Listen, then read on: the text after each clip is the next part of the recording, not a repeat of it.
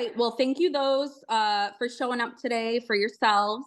Those that are joining us, thank you for joining. I want to dive right into boundaries, right? So I'm going to kind of start to give you a little bit agenda of what the next essentially 50 minutes are going to look like. We might go over a few minutes, we might not, but we're going to break down boundaries first. Why do you think I want to start with boundaries, you guys? What's the importance of boundaries? This is both professionally and personally. Like, if you don't have boundaries in your personal life, it's not going to carry over to your professional life. It's actually worse in your professional life if you don't have it in your personal life. So what's set expectation? Yes. Exactly. Okay, so setting expectations. What else, you guys? You could type it in the chat. You can unmute yourselves. Just start throwing stuff out. It protects your sanity, honestly. It protects your whole everything, right? Because you're able to control what you will and will not tolerate, Right. and professionally or personally, right? Exactly. And it's all about balance, right? It's a balance between your personal life and your work life. Like, these are some boundaries that it's not just setting expectations with clients when it comes to our field that we're in, but it's setting expectations with yourself, right? Creating that healthy balance between your personal life and your work life. I know sometimes I tend to put my work life first. Anyone else tend to put their work life first? I know sometimes when I'm more stressed out in my personal life, I tend to pour more into my work life. But while that's good, it's knowing when to give yourself a little bit of a break, because then that'll lead to burnout. Jordan, you said sets a standard for you to follow both professionally and personally. Exactly. I have to do this meeting on my phone, so I might be slowly admitting people since I don't have the settings that I do on my computer right now. All right, you guys. So what are some examples of the types of boundaries? So I'll give you an idea. There's physical boundaries, right? So I'll start with that one, and I want you guys to kind of chime in, type it in the chat, get those chains rolling. But physical boundaries, right? So that essentially means protecting your bubble, right? The bubble around you, not allowing others to invade your personal space without permission, right? Think of people that you just meet. Your bubble might be a little bit larger than someone that you know, right? Someone in your family might allow them to sit a little bit closer to you or talk to you in a different way than strangers, right? Setting limits on physical contact or intimacy, even based on your comfort level. Establishing boundaries related to your belongings, your property, right? Who you allow into your house, who you allow into your car. So that's one. There are 6 different types that I want to cover. So that's one of 6. What do you think another one is? Even if you don't get the class right, give me some examples of other boundary types. Emotional, exactly. That was the next one I was going to get into. Hours, break, Kim, so time. So we're going to start with emotional. So what are some emotional boundaries, you guys? Communicating your feelings, your needs clearly and assertively, right? So, hey, I feel this way when you do that, right? Or this is where I'm at right now, right? Letting people know, like, hey, mentally, I'm not there. Like, I can't meet you where you're at because this is where I'm at mentally, right? And I'm not talking about people that like either respect your boundaries or don't. That's a whole nother topic that we'll get into. But what are other examples of emotional boundaries? I Someone had said this once, and I had never really considered this or thought this, is that it's very respectful of people to ask them, like, let's say you want to vent to a coworker, a close coworker, a friend, or what have you, to first ask them, hey, I've had a rough day. I need to vent. Do you have the emotional headspace right now for me to vent to you? And I thought, wow, when we're feeling down, we just automatically can dump on someone not knowing if they can do it right then and there, right? Yeah, So I thought that was a really good point, and it is. It's knowing huge. that, yeah, right? Well, I think, and two, hearing that is one thing, applying it is another. I feel like the application part, it's like, oh, wow, light bulb goes off, right? I know that I personally struggle sometimes being like, hey, can I talk? Like, are you in the emotional headspace for that? Right. I think, something we need to write down for ourselves and like maybe have a note section of different words or phrases when we're feeling these types of boundaries, right? Like coming up with different questions that we can ask others if we need help, right? Or if we need help expressing XYZ, because that's important too, Asking for help is huge. I know personally I'm great at giving help. I'm horrible at asking for it.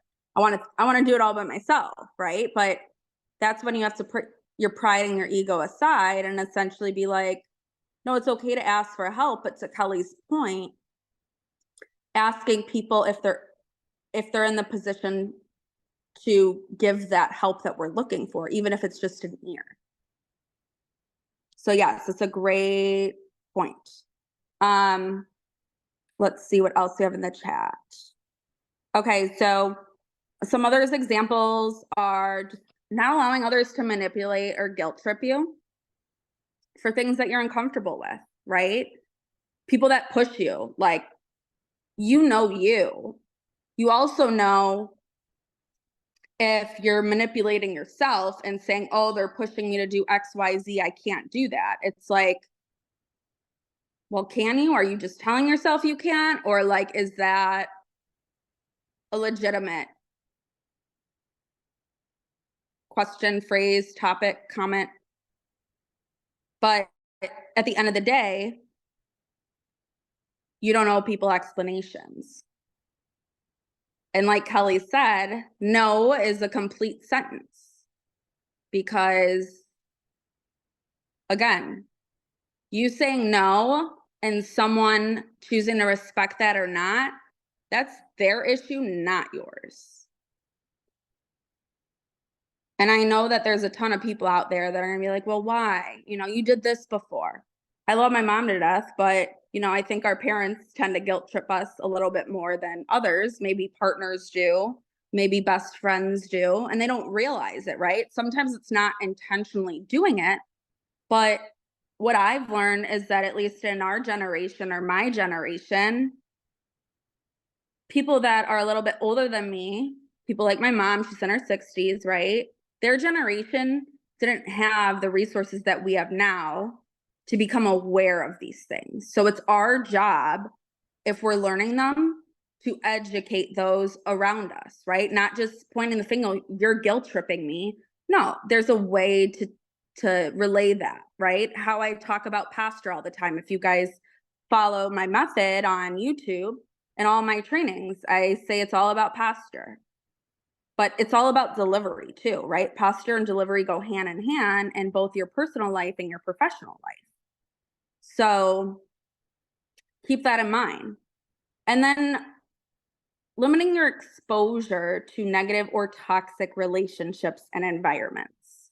So I want you guys to remember that just because someone is your blood does not mean they belong in your life.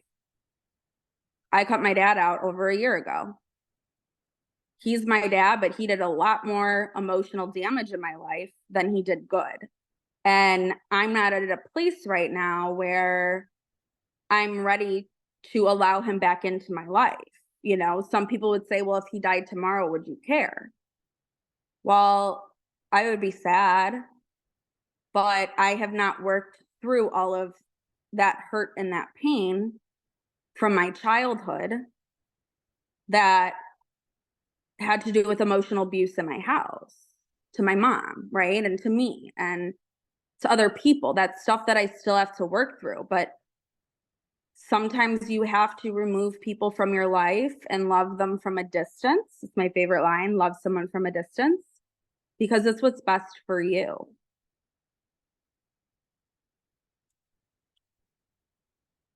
So where are we at right now? Anyone else? Can you guys relate to emotional boundaries? Is there anything you guys personally want to get out there for yourselves and open up and be vulnerable about? Because remember, this is a safe space.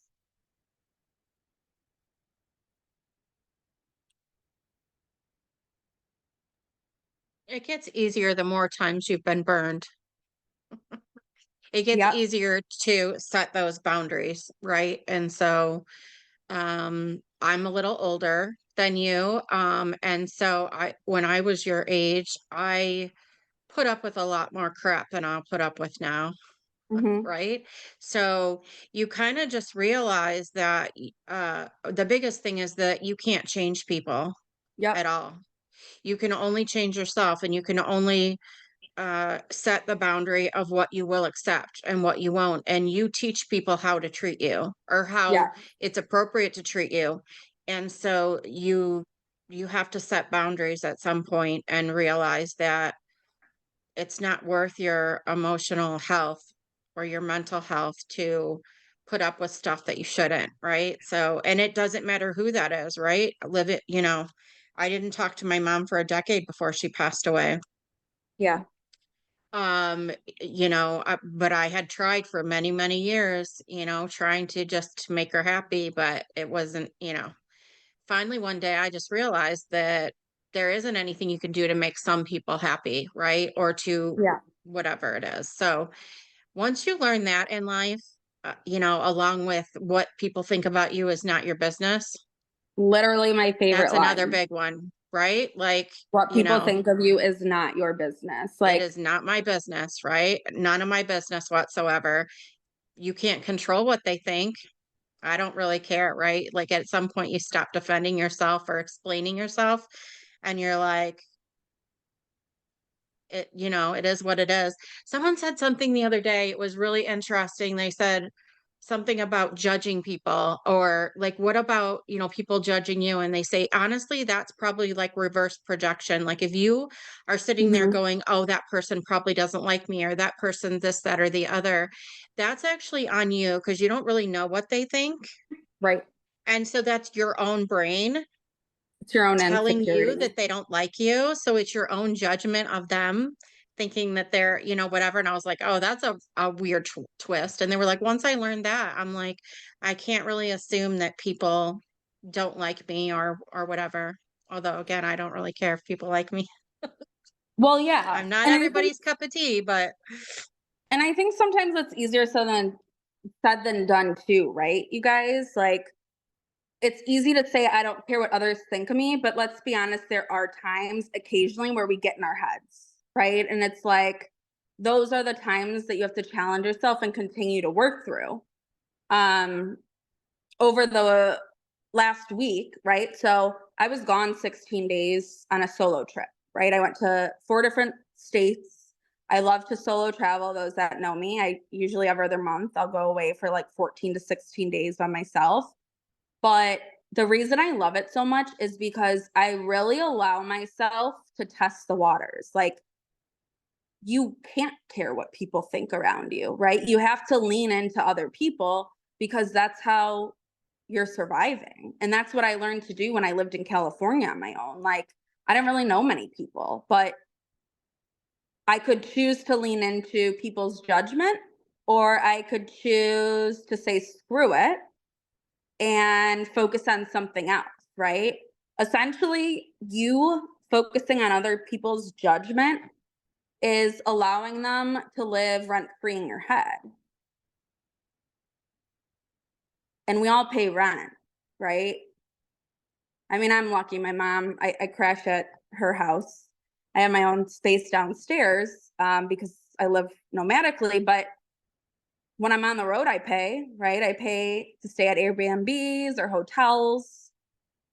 So judgment comes with a price tag.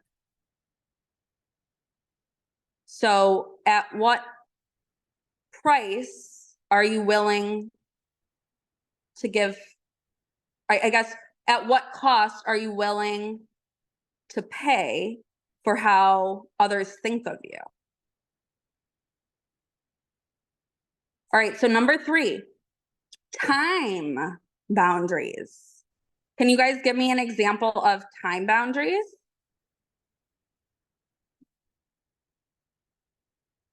Type it in the chat, unmute yourselves, even if it might not be time, it's okay. It's okay to have a quote unquote wrong answer. But when we verbally say things out loud or we type them, we tend to remember them better.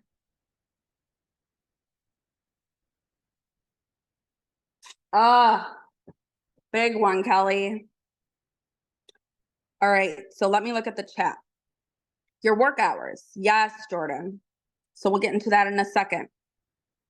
When your team can expect you to answer. Who else is team building? Melody, Kelly, Debbie.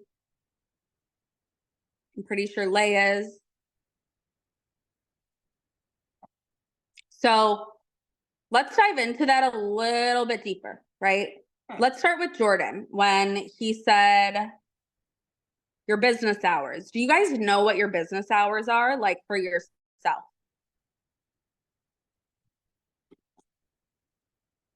Lay, I know a lot of TAs are available 24/7, but I actually have my phone on do not disturb after 6 p.m. except if I have clients traveling. Okay, I love that. So that's your time boundary. If you guys don't have a time boundary, I know I don't, and I need to. What would you like your boundary to look like? Set that today, right now. Take into consideration other things that you have going on, right? Like you guys, I do this full time, but you have to ask yourselves, if you're not doing this full time, then you need to break up your day better, right? You need to time block. You need to leave room for little breaks for yourself, right? Like in the morning, mornings are for me. I don't look at my phone. I try not to look at my phone or at least respond to work until like after 11, sometimes 12 p.m. because I'm up really late. I'm sometimes up until 1 a.m. and I'm working until 11 p.m. Right? But it's different for everyone. So I know if I'm looking, let me pull up a calendar right now.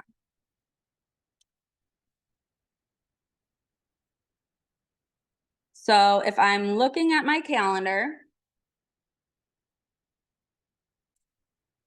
let's take Thursday, for example. All right, tomorrow. So typically if I'm looking at an Outlook calendar, and if my computer Zoom was working correct, I would do this, but essentially it shows 9 a.m. to 5 p.m. right on here as far as like a corporate schedule.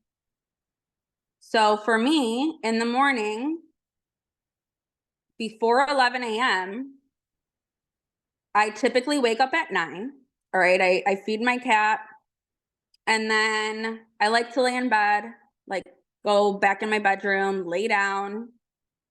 I'm trying to get in a better habit actually and not look at my phone for the first hour because there's something to be said about that. If you look at your phone right when you get up and right before you go to bed, you're essentially like taking in what others are doing, right? And you're not allowing yourself to like have that space to really think, right? And figure out what you want for you for that day. Exactly, like Mel Robbins. She doesn't look at her phone for the first hour.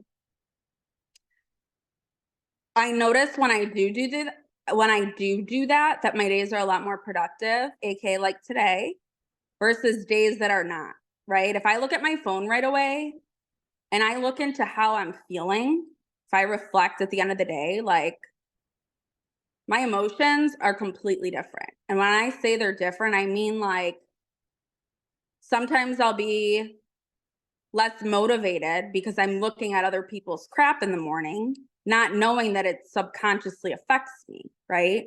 Sometimes it'll make me anxious, like, oh, I'm not doing enough because I'm comparing myself to someone else. But allowing yourself to have that 1 hour break in the morning, leave your phone in a different freaking room, throw it in a cabinet. Sometimes I throw it in things and then I'm like, crap, where did I put my phone? It takes me a little to find it, but it does so much good. It can't hurt you. And guess what? At the end of the day, I think, tying into Kelly's point now, where it's like those that are team building or clients, expecting you to answer, no one's going to die. And if they are, they should call 911 because that's not your responsibility. It's also not your responsibility, the pressure others put on you, because really they're putting it on themselves and they're projecting it on you. So keeping that in the back of your mind, that's why now I try and leave my phone in certain places and not bring it everywhere with me, because otherwise I feel obligated to look at it or answer it, and I'm more anxious than if I just leave it in the other room. Like, do I have anxiety right when I leave it? Absolutely. I'm like, oh shit, what if someone needs me? And then I'm like, okay, but what if they do need you? They need to go ask someone else. It's not urgent enough. And even with, on travel days, you guys, I tell my clients, hey, on travel days, I'm aware that you guys are traveling, right? So if I don't answer right away, if I'm not available to pick up that call, shoot me a text. I'll answer relatively soon after that. But it's not your responsibility to be tied to your phone, because realistically, think about it. If someone has a flight cancellation or delay, you can only do so much. They can actually do more at the airport. It's really just you educating them and helping them come up with that solution. But until you do get back to them, there's an extent of troubleshooting they can do on their own. So what else as far as time boundaries? You guys have to create time for like your hobbies, right? You need to create time for exercising, even if it's like a 15-minute walk. Sometimes I know I need to create little blocks to eat. I forget to eat. Anyone else forget to eat when they're busy? Kelly, no. Oh, I wish. I have a kid telling me they're hungry, so we can't forget about eating. Exactly. Debbie, you need to make sure you take the time to get up and move. Absolutely. Movement, like, is huge. Today, I didn't have a lot of movement in the morning/afternoon. And I started to feel all this anxiety. I'm like, I didn't even have coffee. Why am I feeling anxious? And then I'm like, have you moved, Nikki? Well, you've moved doing laundry and stuff, but you haven't gone outside yet. Even though it's 40 degrees, like getting that natural sunlight, even if it's for like 10-15 minutes. I did that and I like felt just so much better just walking outside to get the mail and standing there, letting myself freeze for a little bit. So I want to just wrap this one up because there are a few more that I want to kind of get through fast, and then we're going to move on to a few other questions. So time boundaries also include saying no, you guys, right? Like creating time to do personal tasks. I'm horrible at that. I'll let my laundry sit for a week, sometimes a month. Like I'll just let it pile up. I used to be so bad. I used to just go buy a new shirt or pants or whatever back in the day because I didn't want to wash my clothes. Horrible. But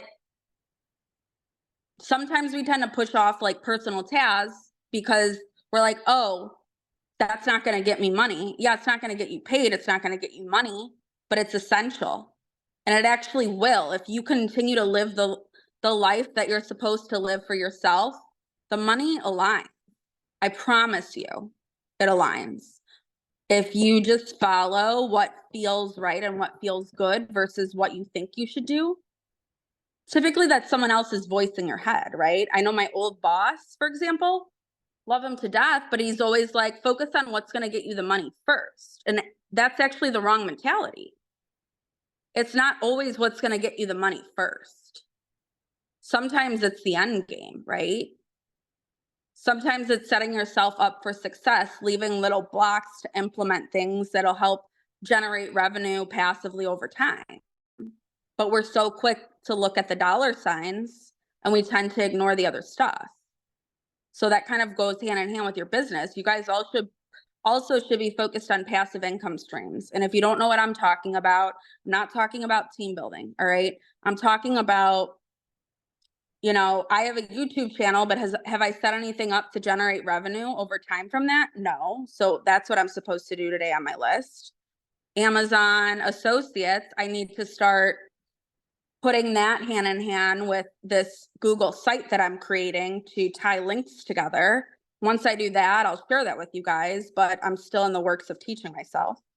There's so many different ways. If you guys don't have affiliate links set up, if you don't have a link tree, these are all things that you guys need to be doing and at least have somewhere. I'm not saying create it, market it right away. No, marketing it and creating are different. I'm saying just create it right now, put it up somewhere, and then we can work on building to it later. But it's little things like that. All right, so moving on, there's 3 more. I'm going to touch on them. So social boundaries, right? So essentially it's social boundaries is being selective about the company that you keep and the relationships that you invest in. So right now I know that I am more likely to engage with people in the company because we have similar interests in mind, right? We have entrepreneurship in mind. We have similar goals and what we want for the future versus the people locally around me. That doesn't mean that I can't be friends with them or love them from a distance, but sometimes you outgrow those around you, and that's okay. You can't be so upset about that because, again, you're worrying about what other people are thinking of you. And you don't owe them an explanation. You gave them an opportunity to meet you where you're at, and they're just not there, and that's okay, but that doesn't mean you stop. Setting limits, right? So I know before, about a year ago, well, not a year ago, maybe 2 years ago, I used to be all about going out, eating, hanging, because I liked what I did, but I didn't. I was so burnt out from what I did before. I know, at least in corporate, 8 to 5, goodbye, I'm done. I'm going to go out and have fun. And if I don't, I'm going to have FOMO. So it's setting boundaries with yourself in regards to that. It's not saying don't have fun. You need to have fun. Absolutely need to have fun. But how much fun, right? And to what extent? Maybe you change up the way that you have fun. Maybe it's not an entire day, it's a couple hours, right? You work and then you go have fun. Communication boundaries, right? So just being honest and direct, expressing your thoughts, opinions, and boundaries. Not tolerating disrespect, abusive language from others, setting boundaries around gossip, rumors, sensitive information. And that includes like you reading into stuff too, right? I am someone that hates the news. Like, I don't believe the media. I think it's garbage. But I know everyone else has their own opinions around it, and that's okay. But I make a conscious decision every single day to not read into the bullshit. If anyone knows me, I know George does. I know Kelly does. I know Debbie does. But you guys know that I'm like the most honest and direct person. You might not like what I say all the time, but I just kind of say it how it is, right? And there is delivery that goes hand in hand with that. And that's something that over time I've worked on, but I just kind of say it how it is.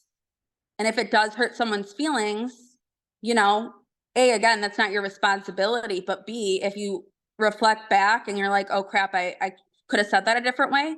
It's okay to acknowledge that and express that to the person. And then financial boundaries, right? So this is something I still struggle with. It's Really establishing clear guidelines when you're borrowing money, when you're lending money, any financial transactions with others, saying no to requests for money or financial support that exceed your means or comfort level, and then setting limits on spending and budget to maintain financial stability and independence. I mean, that one, it still is very hard for me. I could preach it and I could say it, but I know any money I make, it's like, oh, I got to pay this off. No, you do, but you don't, right? There are certain things that like every single month you have to pay, right? I know for me, my car and my health insurance are like my main expenses. I have to pay those. But then there are other things like people with debt, right? People with debt are like, I need to pay this off right away. No, you don't. You're going to accumulate interest. Are we taught to pay it off right away? Yes. I'm not saying rack it up, don't pay it off, but a lot of mindset mentors and people will tell you not to throw your entire paycheck into paying debt off, because then there's no money to invest into yourself and your future. So I've really had to learn that and fight myself on it, right? It's uncomfortable when we're doing things a different way. We're doing things against what we're taught growing up, but it doesn't mean that it's wrong. And you also don't owe an explanation to anyone. So I'm going to move on. I know we have about 15 minutes left. But how's everyone doing so far? Like, is this helping you guys? Are you learning things? Do you feel like this is creating some clarity? Cool. All right. So the next thing that I want to talk about is one of the questions. What are some common challenges? I know every single person on this call should answer it. What are some common challenges that you guys face when it comes to setting boundaries in your role as a travel agent, aside from time?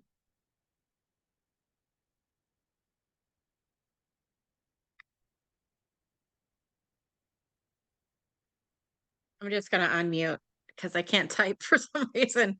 No, it's okay. Taking clients that we don't mesh with. I think it's really important to make sure that you vibe well with the person right from the get-go. And if you don't feel like it's a good connection on either end, then it's just not a right fit, because I feel like there's more of a tendency for them to ghost you, or, just whatever, if it doesn't feel good. I think your gut is definitely your second brain. And if you have a gut feeling that a client isn't going to be a good fit, then don't do it, right? I don't know what could come of it, right? They just become very, you know, Yeah, needy. Needy is okay, but difficult, right? So you don't have to work with everyone. right. And you don't have to. Here's my biggest problem, but this probably isn't, I don't know if it's on topic exactly, but I have realized I'm a very, very frugal person. I've always been a frugal person. And so whenever I am trying to book a trip for the client, I am always trying to save them money, save them money. Yesterday, I was like, "Well, you'll save money if you travel. If you just leave a day later, you're going to save more money on your hotel and your whatever." And I said, "I'm talking myself out of some commission. Like, why am I doing this? Because I am so deep in my own mindset and how I am financially, that I'm projecting it on them. And I could just, book the trip. And I'm like, I have to stop doing that. I mean, I want Yeah, to I save my mean, I'm clients guilty money, of that but too. Absolutely. right. I'm guilty of that too. I will say I wouldn't completely eliminate that thought, Kelly. Something that I'm getting better at is it's okay to be honest and direct, right? For example, I'm planning now a trip to Dubai for a client, okay? And he gave me his budget, right? And we had our consult call. He's someone in the past, actually about a year ago when I started all this, that I consulted with, I came up with proposals and I got ghosted. So up front, during the consultation, I said there is a planning fee, like $150 deposit. So I increased my deposit, right? It used to be 100. Now I'm starting to charge more because I know that I can get it. And I said, it's $500. I said, you don't pay that until we go ahead and lock in whether it's the long haul flight, the whole package, whatever. I said, but there is that $500 fee. And he goes, you don't need to sell yourself, Nikki. He's like, I've known you for a long time. And I'm like, all right, well, I'm just letting you know. If for me to start planning on this today, which I can do, and I could turn this around in a couple days, it's $150 deposit. And then I could start looking at flights and shooting you some ideas. Okay, so he paid it a couple hours later, right? And at the end of the conversation, he's like, well, you're going to save me money, right? And I go, that's the goal, but I'm not going to promise it. Am I going to get you the best deal? Yeah, I'm going to get you the best deal that I can get you, but you're forgetting it's not just the research and planning, right? It's the time for the research, time for the planning, and then the trip management piece. Like if there's mishaps or cancellations, delays, anything like that that occurs, to take the stress, hassle, and worry out of it, the only finger you should be lifting is to call me. But there comes a price tag with that. So you get to decide if that's something that you want. If you want me to just book the trip for you, tell me exactly what you want booked and I'll book it and it'll be zero cost. But if there's any research involved, there's going to be a fee. And if you want the trip management, which is the all-encompassing package, that is top tier and that's $500. And guess what? He chose top tier. He chose $500. But it's the posture. It's the way you sell yourself, right? People like to make the decisions and call the shots, but it's also your responsibility to sell yourself, right? And to make it clear, I'm not always going to get you the best deal. And if you're focused on that, hey, by all means, go ahead and book it on yourself. No hard feelings, right? No hard feelings, you guys, is the key word. Letting people know that it doesn't bother you, that bothers them. So keep that in the back of your mind, that it's okay to effectively communicate, that there's a fee, right? A retainer deposit. If you don't know what I'm talking about, it's on my YouTube. Retainer deposit. There's a fee for the trip management, right? And then I explain how all of it's going to work. So that's huge. Let's look at some of the other additional comments. So Melody, great one. Feeling like you have to immediately respond when someone has a request or question. Who else can relate to that? I know I used to be like that. But the reality is you can't. You're one person. You really have to ask yourself every time you feel that urge or that need to respond, you guys need to ask yourselves, where does that sit on the priority list for today? The response. Is it urgent?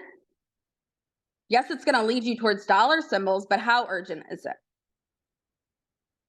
It could still be on the list for today, but maybe it's just all the way at the bottom of it. Like a consult, usually I like to get the consults in within 24 hours, but reality is sometimes I just can't. And if they don't want to meet with me the next day, oh well. There's other people out there. It wasn't meant to be. People always come around, but the people come around when you show that you respect yourself and your time. All right, so George, having to set boundaries with friends and family that want services I provide professionally for free or for discounts. Absolutely. Who else is guilty of that? So something I started doing, you guys, with with family and friends, instead of going through a consultation like I normally would with people that I don't know, I let them know up front that there's a fee. Hey, I just want to let you know up front before we get started, I do collect a retainer deposit up front that does get used in the form of a credit. We'll touch on that at the end as far as the rates go. And then there's also a few different packages that you can choose from, right? If you want me to plan it all, that's going to be X, right? That's my middle tier package. If you want the trip management, right? Everything that I just described a few seconds ago that I told that one guy, let them choose before you proceed, right? Like, get them bought into that. Because some family and friends, they should be supporting you. They should be paying the fees and the services, and we tend to feel bad, right? That's a people pleasing tendency. But that's why you get to choose who your clients are. It doesn't mean that because they're friends or family, they fit as your client. Sometimes friends and family are like the worst people to sell to because they expect more from you, and then they take advantage of it. I know every single time I waive it, I get taken more advantage of. It takes more freaking time, and I get pissed. And then it comes out in how I speak. And when you really come full circle and you take time to reflect, that was my fault. Because I didn't set the proper boundary expectation from the get-go. I felt bad, so I gave it for free. No, your time is worth money. If you're gonna give someone something for free, there's very select few people I'll give it to free. My mom, my aunt, my uncle, people that have really taken care of me and done good for me. My best friend and her family, I've gone on so many vacations with them. Her mom works for Hilton, always gives me access to the friends and family rates for how many years I've known her. Her uncle used to let us fly standby and United for free. So those are the people that I would take care of, right? Because they've done me solid in the past. But if you can't think of what someone else has done for you, then you better be freaking charging them. And there's a way to relay that message, right? The way I would relay it before you get into your whole spiel, or maybe after you get into your whole spiel, people like discounts, right? So just remember, it's the way that you phrase things. No one really knows the reality of what goes on in our business, right? But essentially what I like to say, even if it's a referral, hey, normally I charge $200 a person, but just for you today, because you're friends with Kelly, I'm going to knock off $100. It's only $100 per person a day, because I want you to come back time and time again. It's less about the money. It's more about you and the experience and building that relationship over time. Now, is my price really $200 a person? Nope. But they don't know that. They think they're getting a deal. Even if it's, say it's 100 and you knock it down to 50. I've done that. I got a corporate deal with a local urgent care center around here. I got 3 different teams that I booked trips for. I finally closed, what's today? Wednesday. On Monday, $26,000 deal for just that one group. Last week, it was 20,000. The month before, it was 13,000. And I said for each person, normally it's 100, which that's true. I do charge people 100, but I want you guys to use me for your future travel needs. So it's $50 a head. And guess what? After that first deal, then the second deal came, and then the third deal came. So use it to your advantage, right? I know we have about 4 minutes left. I'm going to go over. So those that can stay on, please feel free to stay on. If you need to drop, no worries. Thanks for showing up today. I will post the remainder of the recording on later. At the end, I will be sharing like some podcasts and breathing techniques and stuff relating to the stress relief. So again, if you have to hop off, sounds good. Thanks, Melody. I will be posting that later on YouTube. All right. So what coping mechanisms or stress relief techniques can you use to work through work-related stress?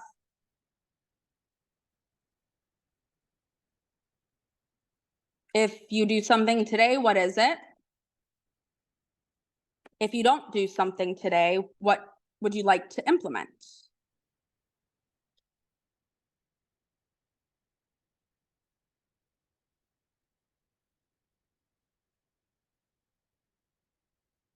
I know for me, it's mindfulness, right? There's so many different ways to practice mindfulness.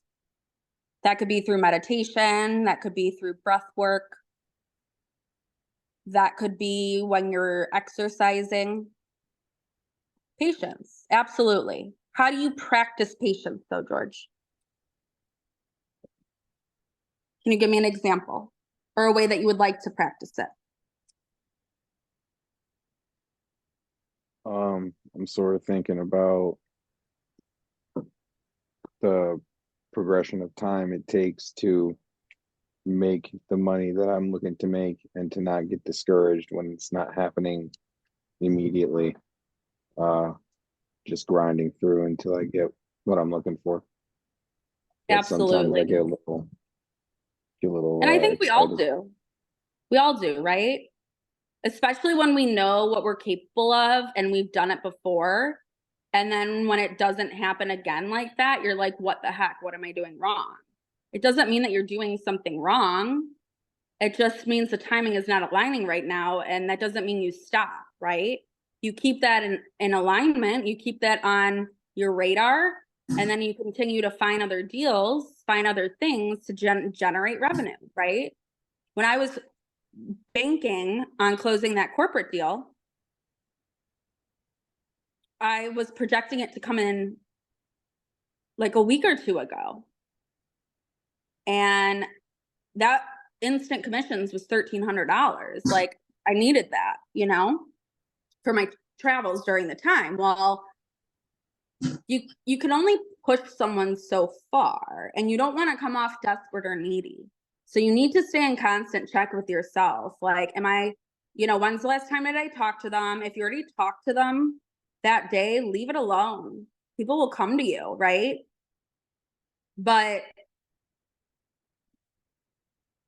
look for other things in the meantime. Because when you do, things will happen when you least expect it. I thought this deal would close on last Friday then.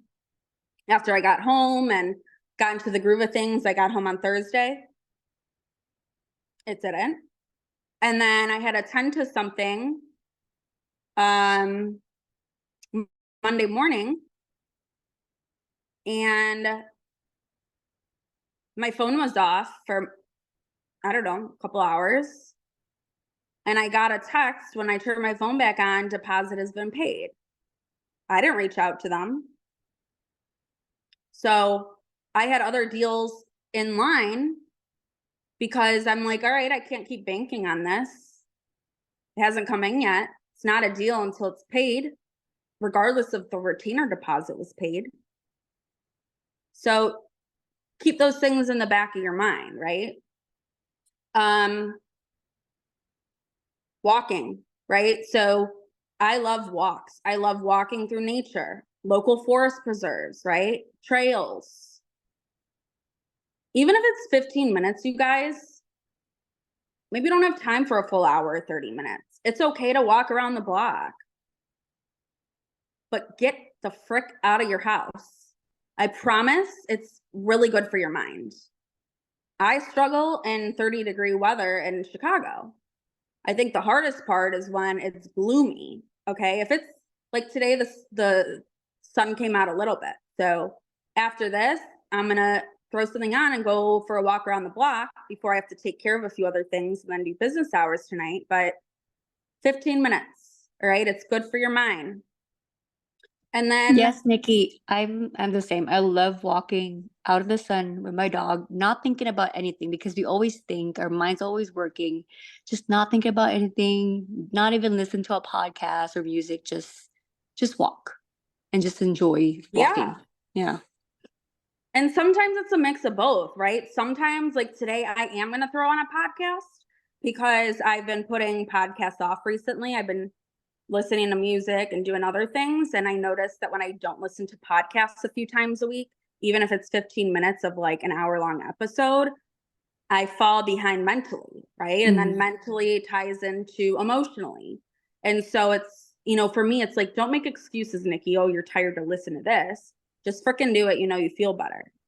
And it's really easy for me when I'm on a walk to listen to a podcast versus just sitting here. Like when I'm sitting here, there's no way I'm just sitting here, right? But on a walk, I have nothing else to do but to choose to listen to what I'm hearing, because I'm knocking two things out at once. And that's my favorite thing to do. Knock multiple things off at once. So that, and then creative outlets. So who has a creative outlet? Do you know what I mean by that? I sing. Like I what? love singing. Singing. So what kind of things Yeah. do you like to sing? Yeah. I don't know. Sometimes I just put on like karaoke and then I just sing here in the house. I think it's so essential because Yeah. yeah, it's a good outlet.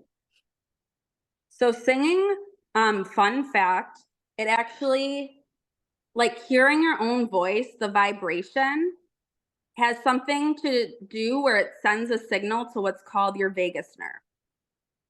And your vagus nerve is like related to like stress, anxiety, all of that stuff. That vibration, even if you're like, right? That vibration sends a signal to the vagus nerve that releases something. Couldn't get all scientific with you, but I do know that. And the vagus nerve is very important when it comes to like, you know, mentality and emotional needs and all that stuff.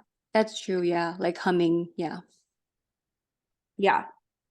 You heard her. You have a beautiful voice. Your daughter has PTSD and anxiety, and she's always singing. I think it helps her anxiety. Absolutely. I freaking love singing.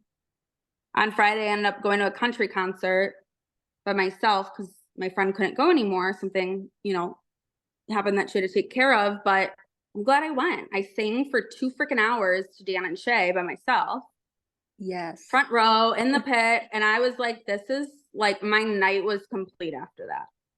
I still like can relay those memories back. And now all I want to listen to is Dan and Shay because I feel good when I sing them, right? So it's finding things that make you feel good. No one else can tell you that. I know for me too, it's do it your own crafts, right? So some examples of that, I like to go thrifting. So I'll go to Goodwill, I'll go to like these little, you know, knockoff shops, and then I like to flip it and refurbish it. So I have spray paint. In the summer, I like to spray paint what I buy, and then I'll add it to different parts of my house. And it looks really nice. I mean, I spray paint it gold. So it looks really, really nice. But that I like to create things from scratch. So right now, I actually just finished a tapestry above my bed. My bedroom theme is Tulum. So I'm still working on it and still finishing it. But essentially, I bought all these ferns, fake ferns from Michael's, and I cut the leaves up and I glued them onto this rope, and now it's hanging behind my bed. And underneath it, I want to buy this wallpaper that looks like I'm in like an enchanted forest. So little things like that. And then again, spending time outdoors. We touched on that. All right, so a few more things, and then we're gonna dive into like things that you guys could do moving forward every single day, right? Techniques that you can apply. Who has a mantra or an affirmation that helps you stay grounded during stressful times? And if you have one, what is it?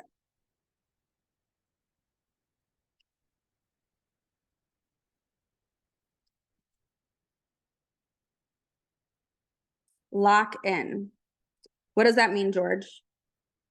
To you, what does it mean? That's when it's time to just focus on, like, literally don't do anything else other than what you're supposed to be doing, and then until you get it done. Usually Yeah. save for last minute projects. Yep. I love last minute projects. Anyone else? Kelly, Lay? Think you know mine, Nikki. It's me. I am worthy. Yep. I am worthy. I love it. I am worthy. I just always know that God will provide me what I need. Maybe not what I want, but what I need. Like I just know that I will get what I need. It just Yep. happens. I put it out into the universe. I just am very faithful in knowing that. it will work out the way it's supposed to, right? So Yeah. I think when I'm in times of doubt like that, mine is the universe always has my back.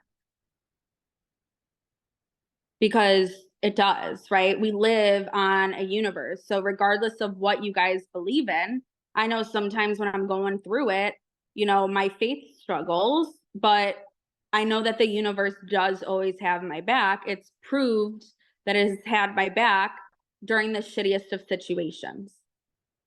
And that's like something I always, Nikki, the universe has your back. Or God, I trust you. I know you'll do what I need, not what I want. Another one, you guys, I think this is huge that you guys should write down. It's 3 words. Progress over perfection. Who struggles with trying to do everything right? And perfectionism. That's my hardest challenge, you guys. Because of the trauma response of how I grew up, right? Things that I'm still working through. It ties into people pleasing. And then everything that you hear, you know, you're teaching yourself new things. And then it's like, well, I need to be doing this and I need to be doing that and I need to be doing this. Okay, well, if you're 1% better than yesterday, then guess what? That's progress. So progress over perfection. Keep focusing on improving rather than getting caught up in unrealistic expectations or setbacks. How do you guys recognize the signs of burnout? Who knows what burnout is? I do. My adrenals no longer work. Burnout is a real health issue, my adrenals no longer work. Mm-hmm. Like, don't work. My body doesn't make cortisol. I You take know cortisol? exactly what burnout is. And some people think burnout is like feeling like, they're having a bad day or they just don't feel motivated. No, that is not. Burnout is very, very real. And it's so, so important to pace yourself and to not overwork yourself because you will. I did that for decades. For decades, I did that. And it has real health consequences. Yep. And yeah. But you can feel it in your body, like you really do feel it. I can tell you if I have to have medicine to survive, to stay alive. If I miss my medicine, I feel like I have the flu. Like I feel like you really do feel like I'm about to die. Like I can go into adrenal failure very quickly, but it's no joke. Don't, Yeah. you definitely have to make sure you're taking time for yourself. I know there's only a couple people still on here, so feel like my message isn't going to be, but It I'm will because it's so recorded. passionate about it. Oh, that's right. And here I am telling all my health stuff that no one knows. I've never shared that with anyone in the company, Aw. but Well, thank you for sharing that because it'll help yeah, others. but really seriously, like you have to take time for yourself. You have to take time to enjoy the things that you enjoy, your hobbies, taking a walk, doing all the things that Nikki has been saying. You really, really, really do. Take her advice because if you work too hard, it does have consequences. And I see some people in our company who do not take breaks, do not take trips, do not take time for themselves. And I'm like, that used to be me. And I'm scared and worried for what will happen when it all just comes crashing down. Right. Yeah. So yeah, definitely you have to. You have Yep. to take that time for yourself. Are you taking, I know you said you're taking medicine, but sidebar on this, you guys, there's something called cortisol manager. It's a supplement. I take it every night. Okay. It's supposed to help relax you to go to sleep. It has like ashwagandha in it, L-theanine, like certain things that, ashwagandha your body doesn't produce, but like certain things your body should naturally produce and it doesn't.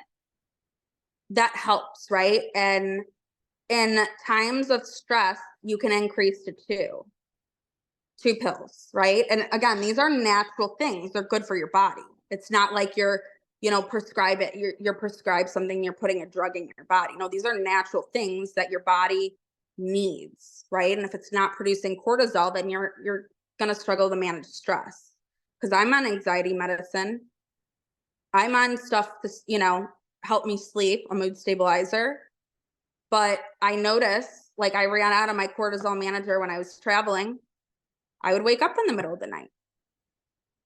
It really helps your cortisol levels. It's like a game changer. So I will go ahead and post that on YouTube, like under the description of a cortisol manager that I use on Amazon.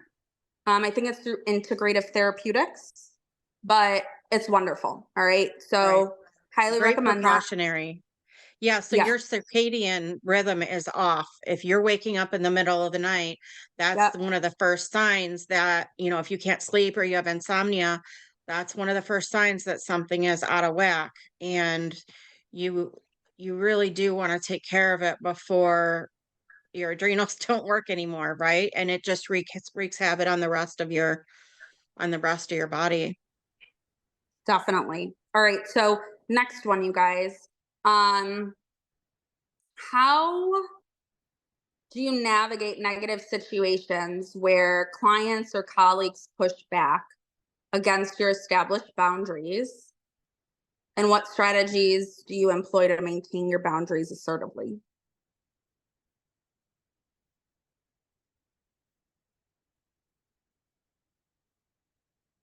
So I'm going to give you guys the answer on this one. It's really just approaching the situations. It's approaching the situations, with empathy, right? Okay, I understand where you're coming from, right? And relay back to them what they say. Kelly, I really understand what you're coming from. I understand that you're a little bit stressed out. We don't have this locked in yet. But I will say that I did try and get you on I did try and lock in a proposal time last week, and it just looked like, our schedules didn't align. There were some things that you had to take care of. So with that said, I'm trying to fit you in, not fit you in.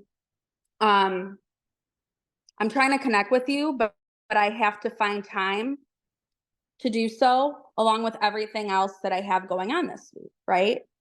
It's okay to say things like that. It's okay to bring people back down to earth and remind them that they are not God's gift to earth.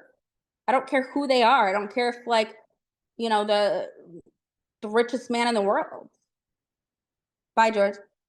It's really important to just be assertive, right? And to show empathy by understanding and addressing their concern, but then also adding that assertiveness. Like, this is where I'm at too. And while I respect you, I'm looking for that reciprocation in return. I'm hoping that you can really understand where I'm coming from as well.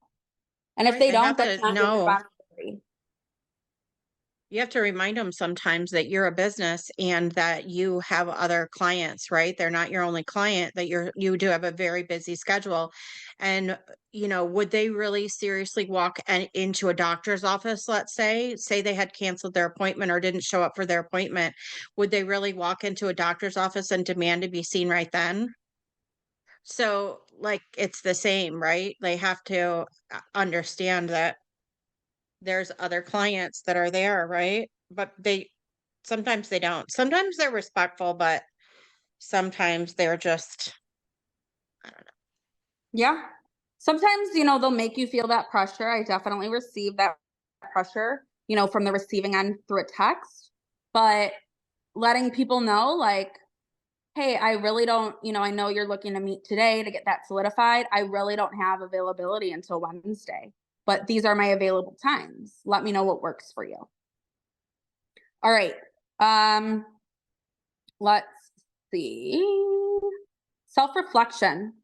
So self-reflection, you guys, it's so important.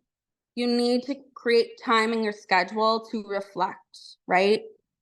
So what does that look like? Well, You need to be able to identify your triggers. I talked about this last week in my mindset training. So if you guys didn't see it, resort back to my YouTube and watch it. But if you're feeling stressed out in the moment, I would take even 10, 15 minutes to sit there and be like, all right, I'm feeling stressed right now, right? Acknowledge it. Don't avoid it. Don't ignore it. It'll creep up in other ways. I'm feeling stressed right now. When I think back, when was the last time that I didn't feel stressed out? Oh, it was when XYZ occurred, right? Okay, so from that point until now, what's changed? What am I doing now that I didn't before? Or what am I not doing now that I did before?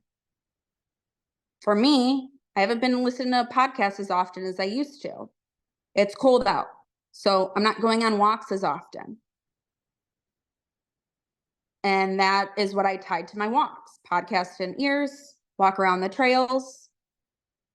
And it kept me mentally in sync. Well, cha-ching, Nikki, that's what I wrote down last week. All right, so if that is the missing piece, or at least I know that's one of the missing pieces, I'm going to start there. I'm going to start with what I know works. And I felt good when I did X, and that's not in my routine right now. And I need to get back into the groove. Even if, say, you used to listen to a podcast or go on a walk for 30 minutes a day, and right now you can't do 30 minutes, break it down to a smart, achievable goal. So for me, I listen to a podcast 3 times a week for 15 minutes. That is achievable for me. The thought of writing down 30 minutes is overwhelming because I don't know if I have 30 minutes right now. I have so much going on. If I listen more than 15 minutes, great. But guess what? 15 minutes, I owe that to myself. So little things like that. Not, I'm going to listen to a podcast every single day of the week. No, you're not. You're not. You can work up to that. But if you're starting from 0, start somewhere that's achievable. So that, identifying areas of improvement, right? We can all improve. No one's perfect. And if you think you are, reality check, you're not. Go throw your head against the wall until you know that you're not, okay? But improvement, write things down that you don't like about yourself. It's okay to acknowledge that. I think that's the hardest part. Like, oh, I don't like this about myself. Okay, well, what are you going to do about it, right? Sometimes you don't know that there's something that needs to be done until like you sit there and you reflect and you actually do it. But a few years ago, I didn't like who I was. Even a year ago, I didn't like who I was. So I did something about it, right? And you can't focus on all these things at once. Choose one thing at a time to focus on and improve.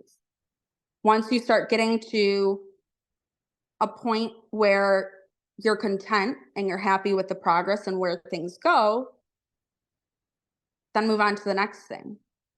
But there's a saying like, what is it? A jack of all trades is an expert of none, or something along those lines. Same thing. It applies in your personal life too. And then again, going back to boundary setting strategies, figure out your boundaries, right? Write down questions or statements that you can say with those 6 boundaries that we went over in the beginning. And create a little time every single day, 15 minutes a day, you guys, even if you're doing something while you're in the shower or brushing your teeth. But 15 minutes a day, you owe it to yourself to take care of yourself. Whether that's putting lotion on, shaving your legs, putting on candles. It's little things like that that are forms of self-compassion that we all need. And we need to start showing it to ourselves because that's the only way you grow. All right, so there's 2 more questions, things that I want to address.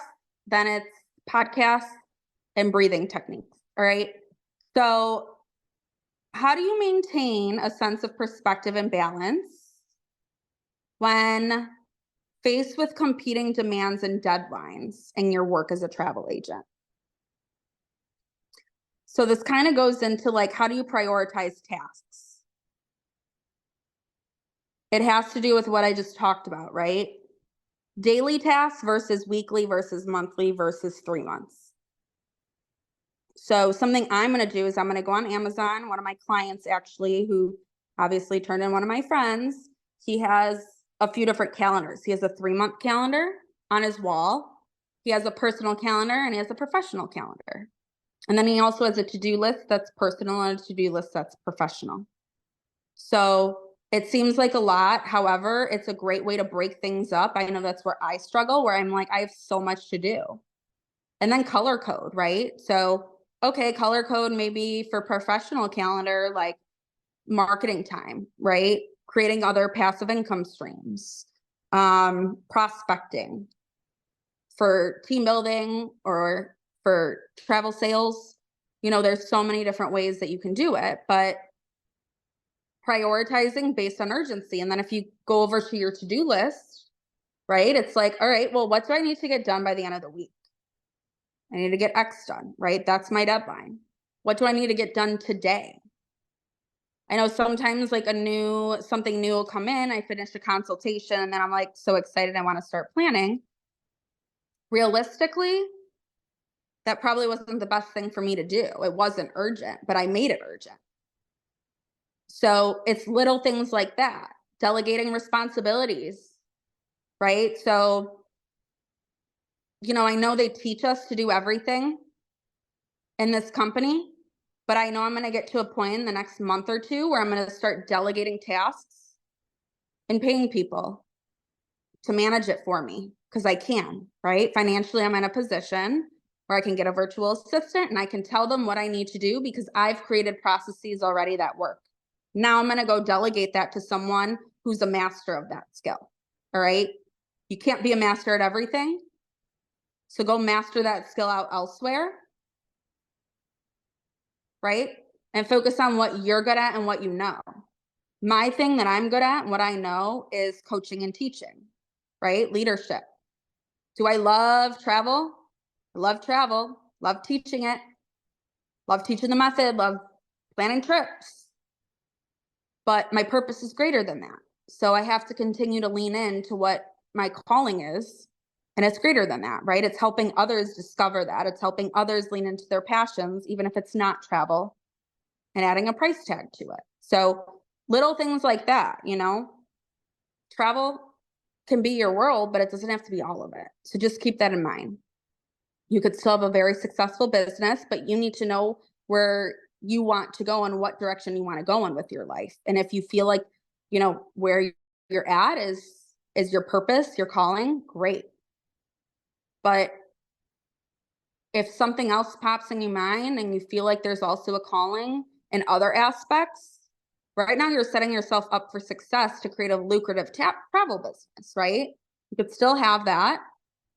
And then you can add to it, right? These are just general or additional income streams that you're going to focus more attention on passively so that a few years from now you can get back to what you really love, which is planning travel.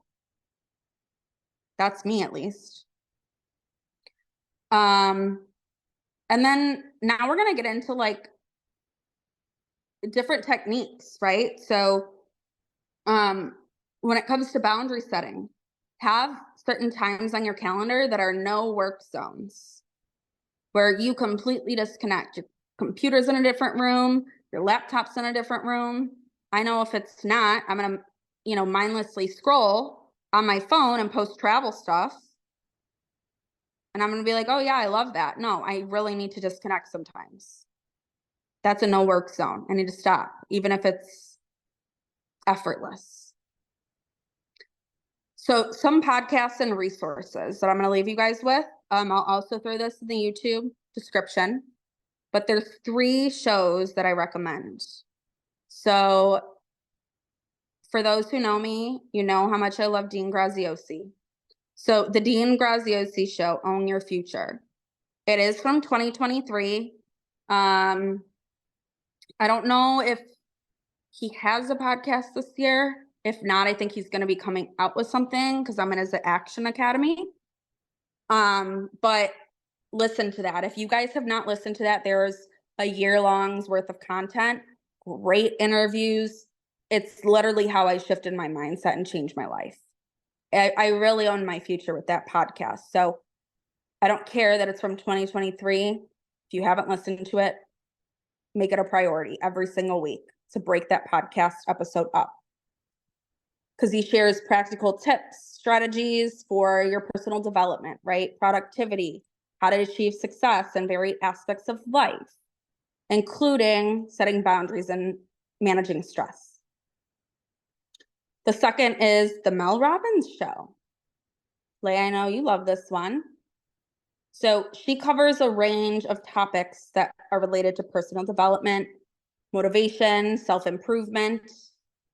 She gives practical advice and insights on setting boundaries, managing stress, and prioritizing self-care to create a more fulfilling life. She also, about a year or two ago, was diagnosed with ADHD as an adult. I was diagnosed about a year and a half ago with ADHD, and so it really has helped me on my journey with clarity and stuff, right? Because there's times in the past where I'd be angry, like how I feel like I was lied to my whole life, right? Things like that, but it's shifting your perspective. And, you know, she's really great for that.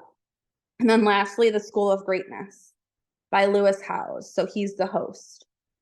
He is an ex-NFL player. And his podcast, it is up to date. I know his is up to date. I know Mel's is up to date. But he does a lot of interviews. So I think he does multiple a week, but he interviews inspiring individuals, whether it's like a celebrity or like, you know, a mindset mentor, something along those lines. But essentially he interviews these people from different fields, right? Various fields, different industries. And these topics include self-care practices, boundary setting, and then managing stress effectively. They all kind of are similar, but very different. And then lastly, the Mindset Mentor. So Rob Dial, he was probably the first podcast that I ever listened to. The reason I like him is his episodes are very, very short. They're between 15 and 20 minutes. He does them almost every single day, and it's on a different topic. So those are good, especially if you guys aren't listening to a podcast, kind of get into something, start forming a habit, 30 days to create a habit, right? Start getting in a routine. And then you could expand out to maybe some of these other podcasts once you start getting familiar with, all right, this is what 15 minutes sounds like. And you start seeing like how you feel during those 15 minutes and how it's positively impacting your life. And then lastly, I'm going to close with 4 different breathing techniques. Yes, Leigh, yeah, I can upload them. Absolutely, I'll upload the links. So breathing techniques, all right, 4 breathing techniques. The first one is called deep belly breathing, which is also considered diaphragmatic breathing, right? So I'm going to kind of talk through the steps. Feel free to pause and play and rewatch this back or look it up yourself. But essentially, you're supposed to sit or lie down in a comfortable position, right? I do it sitting up. I could do it driving in my car. You're supposed to place one of your hands on your abdomen, right? So usually I'll place my right hand on my abdomen. And then if I had hands, I would show you. The next one on my chest, right? So the left on my chest, holding my heart, the other one on my abdomen, right? And essentially you're supposed to inhale deeply through your nose, allowing your abdomen to rise as you fill your lungs with air. One thing you guys need to be mindful of that was really hard for me before is when you're supposed to, when your abdomen rises, that doesn't mean your shoulders and chest rise. It doesn't mean you need to really breathe deep, okay? It means just allowing your abdomen to move up and down. If you start noticing that your chest or your shoulders move up and down, then you're breathing too hard. And so you're supposed to exhale slowly through your mouth, feeling your abdomen fall as you release the air, right? So you feel it as you inhale, and then as you exhale, you feel that air release and your abdomen starts to drop again. And you're supposed to repeat that several times and focus on the breath. Okay, so focus on the breath moving in and out of your body, being aware, being conscious of those other parts of your body and making sure that they're still and not moving. Second one is 4-7-8 breathing technique. This is really good like when you're super stressed out. Okay, so what 4-7-8 is essentially you breathe in for 4, you hold for 7, and you breathe out for 8. So for this one, sometimes it's helpful to close your eyes and to deeply breathe in through your nose. So this is different than diaphragmatic breathing, all right? Your chest can move up and down. You should feel like you can't breathe when you get to that holding point, right? But it's really challenging your mindset. And then really upon that release, it's like, holy crap, that tension gets released. But you breathe in through your nose for a count of 4. You hold for 7 seconds. And when you exhale, you guys, this should be slow, not all at once, right? You're supposed to have exhale be the longest amount of counts, right? So that's 8 counts.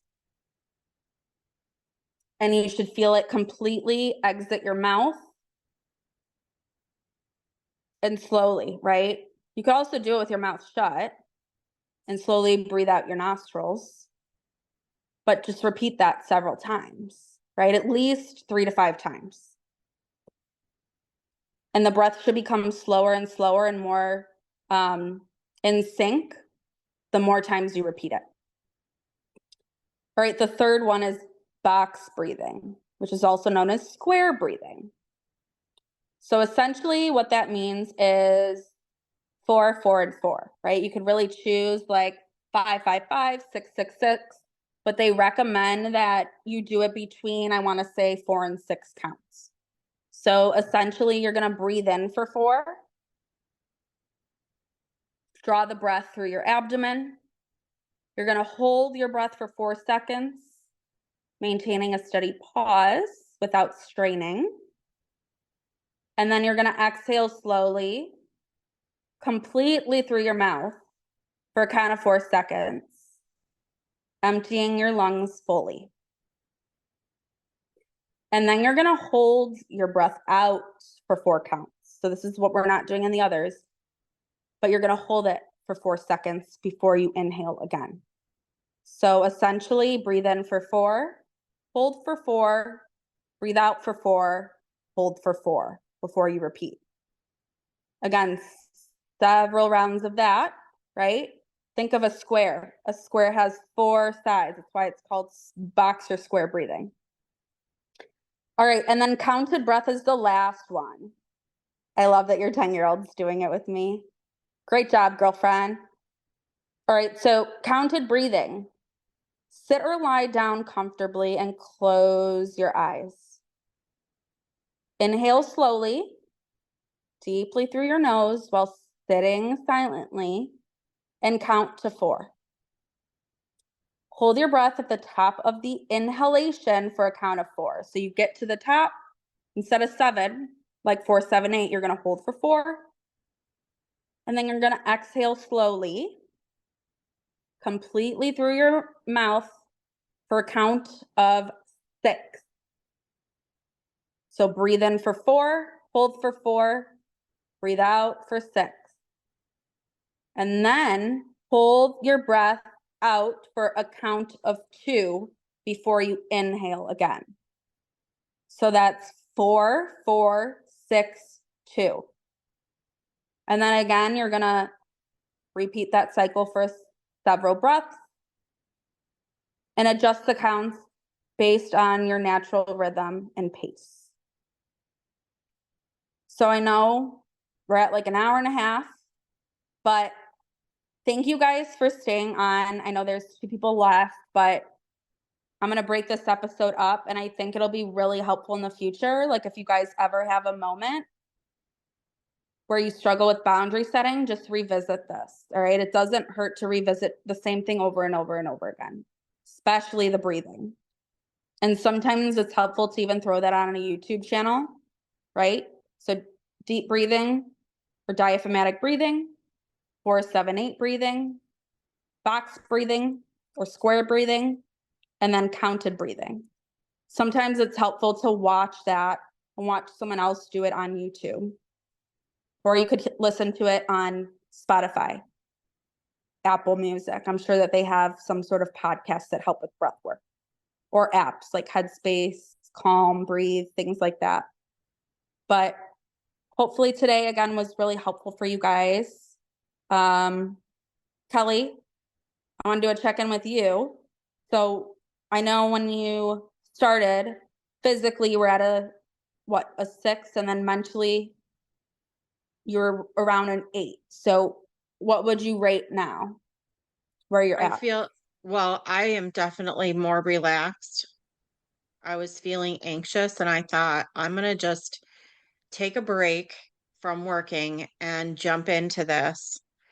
Um, and I'm glad I did. It's different than what I thought it was going to be, and I'm glad that I jumped in because I do feel more relaxed. I feel uh just calmer. So like, my headspace is even better than it was before.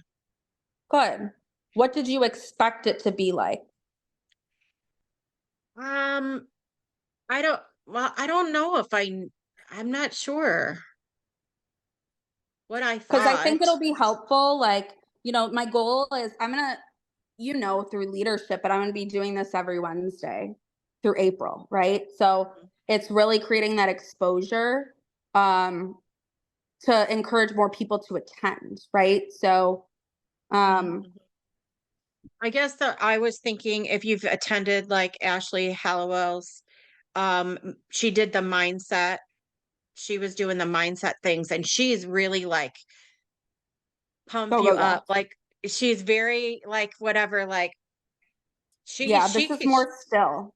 and This is this more is stillness. more. I was thinking it was going to be more like that. Not, I wasn't understanding what concept or whatever you were going to use, but I was just expecting it to be more like pumping you up, and you were more about relaxing, which is great because it clears your mind Mhm. and your body, and you're able to think more clearly, because that's my biggest problem is that I have all of these things that I want to do. I take notes, I'm like, oh, Disney training today. I'm like, oh, there's all these things that I want to do now, and along with everything else that I have to do. And when you get that stressed out, it's like it's hard to focus on what do I have to do first? What do I really need to do? Make my flyers. Yeah, same. Awesome. Well, that's good to know because I'll point that out in the future and kind of just change things up a little so people have the awareness of like what to expect Oh as no, far as I this think that goes. it was great. I just Well, didn't just like know what setting to expect. expectations, like you came in not knowing if it was going to be like that. I'm sure you're not the only one that felt like that, right? So just allowing people to be like, this is a time to really decompress versus Yes. like get hyped up because I could hype people Right. up, but this is not about that. No, no. So isn't that is two very drastically different ways to think about mindset, isn't it? Mm-hmm. Yeah. Exactly. Awesome. I like your method. Thank you. Thank you. And then Lay, I think you joined a little bit after. So we did check-ins essentially. So in the beginning it was I had everyone rate where they're at physically, mentally, emotionally, and spiritually. So how would you rate yourself on a scale of 1 to 10 right now?